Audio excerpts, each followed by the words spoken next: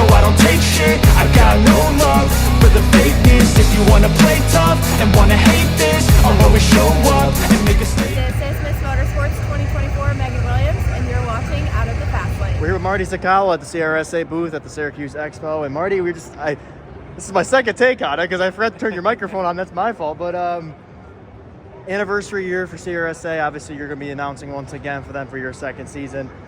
Preview it for me a little bit. Obviously, it's a special year for you guys. Yeah, Brady, first, thanks for having me on. Bunch of races. Car counts are up, videos are up, webpage views are up. It's a great time for 305 sprint racing. I believe over 20 races on the calendar. New places. We're going to Fulton and Ransomville for the first time. Returning to Albany, Saratoga. Speedway didn't go there last year. All of our mini-series sponsors have renewed on for this coming season. And we got a pretty cool loyalty giveaway. 6 different giveaways on the season. We've been talking about on the CRSA Facebook page. We've got 2 yet to be announced, but great time to be a 305 sprint car fan. We are starting and ending the season at Outlaw in April and ending at October. And that does remind me too, we've got 2 4,000 to win shows at Outlaw in October and also Woodhull in September. Absolutely, and it's anniversary year. Anything special planned for the anniversary? What's going on with the whole anniversary thing for CRSA? Well, we did that special logo for the 20th year. 20 years is an emerald gem from what I've read. Nick Guerri hooked us up really good on that logo. Appreciate him doing that for us. That's really the only big thing when it comes to the 20th year. Nothing else really special about it, but a pretty cool milestone. 20 years in a 305 sprint car series that when it started didn't have a lot of cars in it. I think maybe 5 cars a race. Now it's grown up to where we're normally having over 20 cars a race. Sometimes even over 30. Sometimes we're hitting that 30. We hit over 40 at Weed Sport last year, and we could hit that once again. I think we get a bunch of cars at every race this season. Second season with the CRSA series for you as the announcer. You get to travel to all these different tracks. You're going on the series. But you're also home at Atlanta Legends all the time as well, racing. But getting to travel and going all these places, and I mean, it's got to be cool for you as an announcer just to get to see everybody and all these different places and tracks and stuff you get to go to. Yeah, that's one of the things I like about working for a touring series. You get to go to all these different tracks, meet different people, and sometimes you don't get to see them every week. You maybe get to see them once or twice a year. And getting new tracks to check off my bucket list. I've never been to Albany, Saratoga before. Never? Never. Wow. So I'm looking forward to that. Okay. They call it a great race place for a reason. So I went to Fulton once. I haven't been there. It was 2020 during Oktoberfest. I haven't been there since. All the other tracks I pretty much have been to already, whether it be CRSA or another race that I've covered. So it's pretty cool. All these unique tracks. I'm a big concession guy, so I get to try all these different food and snacks and stuff.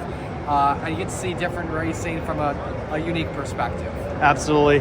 Obviously, like I said, it's your second year with CRSA, but you do a lot of work outside of racing as well. You're doing some basketball, I know, coming up. They got the big tournament here soon. Doing a lot of sports on the outside of racing.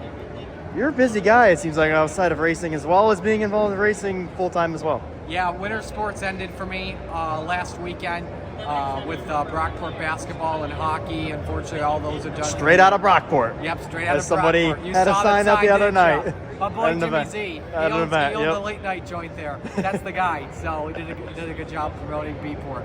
But we got spring sports too with baseball and softball. I do some of that, but once we hit the spring, it's just like I'm ready for racing season to start, So give it to April already. That's pretty much all I would April? say. Yeah. See, That's our first race of the year. For me, I've always been like, give me December off for the holidays, and then January I'm ready to go. So I'm maybe a little different. December's a light time because we got no college games. Very few high school hockey games that I also call.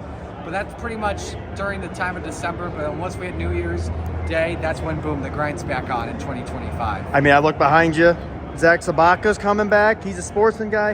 You got Blake Warner's car here as well. Obviously, some nice-looking machines. It probably makes it easy. Some of these guys got some really bright-looking race cars. Probably easy to know who's out on the raceway, I'd imagine. Yeah, I tell you what, looking at some of these guys, Sabaka, very impressive in his first few 305 sprint car races.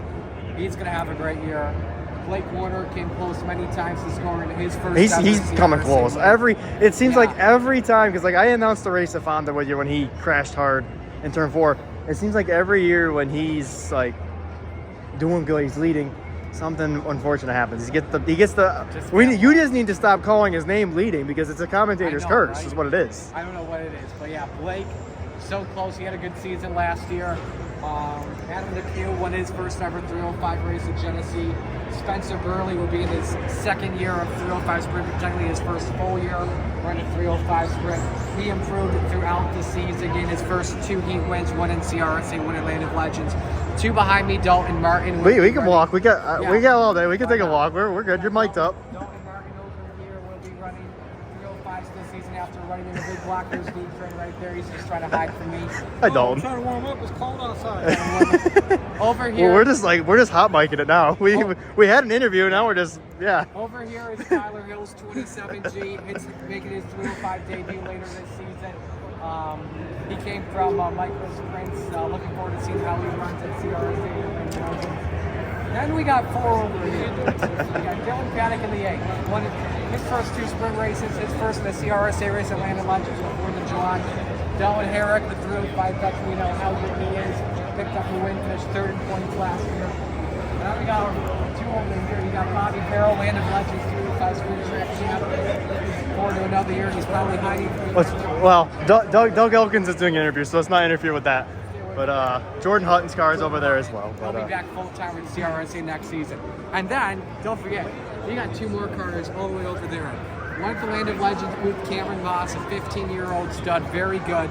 And then the other one, you got Alicia Bay in the 48A, who's back to running CRSA with us. She's in for a great season, too. Well, nice stuff over here at CRSA. Marty, I appreciate you chatting with me, and have fun in 2025. Brady, thanks for what you do. CRSA Sprint's the place to check out. Appreciate all of our tracks and promoters and sponsors that work alongside us.